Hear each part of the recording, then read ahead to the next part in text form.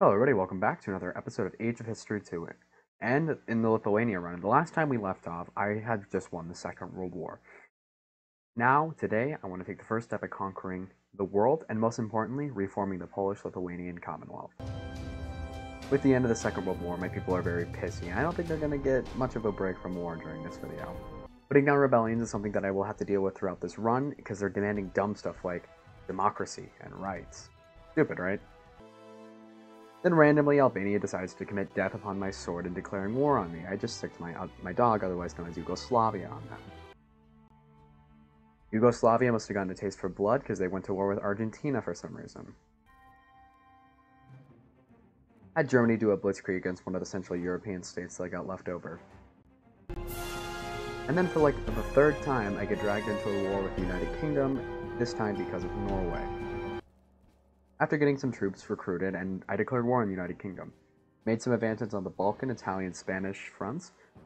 All other fronts, except for the Spanish ones, were a complete rollover. But due to 40,000 troops being in the Iberian Peninsula, it was more of a challenge. Learning from the mistakes of Napoleon, my only direct competitor, I brought the troops that I had just intended for the United Kingdom conflict, like invading the island, and brought them down to Spain so I could end this thing before it could really set in.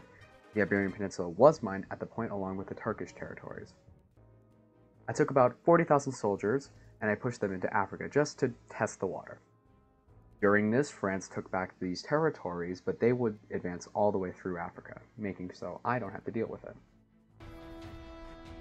After gathering one of the biggest armies I had ever gotten, I invaded London and lost all my troops. I gathered up some more troops and moved them into London, and given that they hadn't taken it back, I was guessing they had very little troops and money to defend the actual island. I was correct and quickly conquered the entire home island. After a lot of back and forth and just trying to get them to agree, I finally brought them to the negotiations table. I got all of their homeland, most of the Mediterranean, and parts of the Iberian Peninsula, and that would help a lot. One thing that you need to know about me is that I like and respect cartographers, and I like to help them out by simplifying the map. So I start this crusade by having Yugoslavia killed by Bulgaria. And I also had Germany kill Luxembourg, but I had to deal with both Luxembourg and Andorra instead. Whilst minding my own business, helping cartographers, Portugal declared war on me, and actually it was quite a struggle. It ended in a stalemate since I didn't have any troops ready. Small little country in Asia Minor attacking me, but I was able to curb stomp it. The Philippines, at this point, was somehow the most powerful country, so I got 200,000 troops together, moved them to the Arctic Ocean, and tried to kill it. I didn't get very far, but I was able to make peace that I really needed at this point. This time, I came prepared, and Portugal was kind of easy. I was able to steamroll the European territories. I then moved troops down and grabbed as many provinces of Africa as I could. I wasn't able to grab all of it, but it was a fair amount.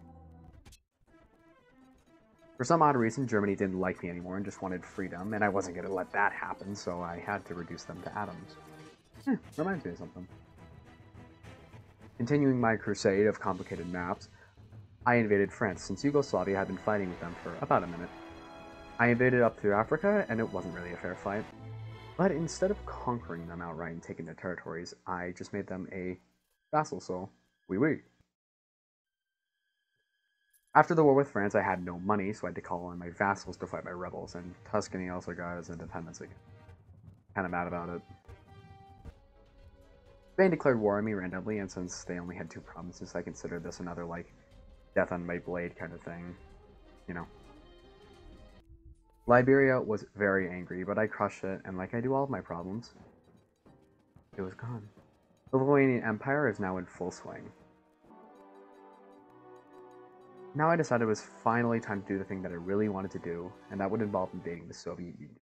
Now I'm not going to waste your time again, talking about how I invaded the Soviet Union. I'm just going to say that it went a lot easier than last time, and I had some help from Norway.